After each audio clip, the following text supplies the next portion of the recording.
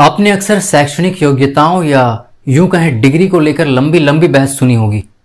देश मौजूदा प्रधानमंत्री श्री नरेंद्र मोदी के आलोचक हमेशा ये तर्क देते हैं कि चाय वाला आखिर कैसे देश का प्रधानमंत्री हो सकता है, उसे देश चलाने की समझ कैसे आ सकती है। आइए आज हम इन्हीं कुतर्कों का खंडन करते हैं। सबसे पहली बात जिस पर ध्यान जाना अति अनिवार्य है वो ये कि भारतीय संविधान के अनुसार किसी व्यक्ति को जनप्रतिनिधि बनने के लिए किसी प्रकार की डिग्री की जरूरत नहीं है। हमारे संविधान निर्माता बाबा साहब अंबेडकर ये भली भांति जानते थे कि एक नेता बनने के लिए डिग्री से कहीं ज्यादा जरूरी संवेदना है। एक नेता बनने के लिए आपको लंबे लंबे उत्तर रटने की जरूरत नहीं, बल्कि लोगों के दर्द को समझने की आवश्यकता है। और इसीलिए उन्होंने इस बात पर जोर दिया और कोशिश ये की कि संविधान उन लोगों को भी दुनिया के सबसे बड़े लोकतंत्र का हिस्सा बनने का मौका दे जो लोगों के संघर्ष के बीच रहकर उनकी जिंदगी और विषमताओं को जानकर संसद या विधानसभा तक पहुंचे। अगर आपको लगता है कि प्रधानमंत्री इस नाम का इस्तेमाल कर चुनाव जीत जाते हैं तो आपको यह मालूम होना चाहिए कि किसी को नाम इस्तेमाल करके मौका तो मिल सकता है, मगर वो लोगों के बीच लोकप्रिय तभी हो सकता है जब लोग उस नेता में अपनी छवि और अपनी आवाज को पाएं।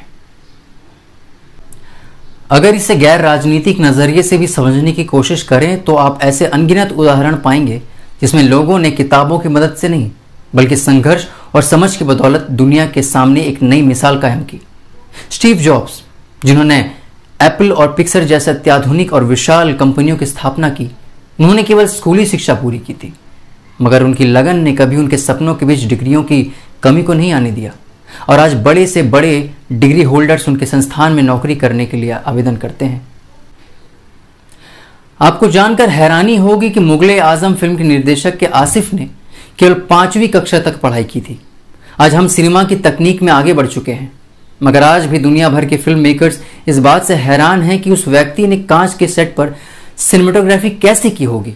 जहां चारों ओर आईने हो वहां कैमरे को कहां छिपाया गया होगा। ऐसे कुतर्क रखने वालों को यह जरूर सोचना चाहिए कि कार्य कुशलता पैमाना यदि सिर्फ शैक्षणिक योग्यता होती तो नेता चुनाव से नहीं बल्कि लिखित परीक्षाओं और इंटरव्यू के जरिए चुने जाते, ठीक उसी तरह जिसे प्रशासनिक अधिकारी चुने जाते हैं। मगर ऐसा नहीं है, क्योंकि लोग उसी को फैसला लेने का अधिकार देना चाहते हैं जिसने उनके फैसले का सम्मान किया हो, अर्थात जो चुनाव से चुनकर आया। मौजूदा समय में राजनीतिक बयानबाजी अपनी चरम सीमा पर है, क्योंकि बिहार के विधानसभा चुनाव नजदीक आ चुके हैं।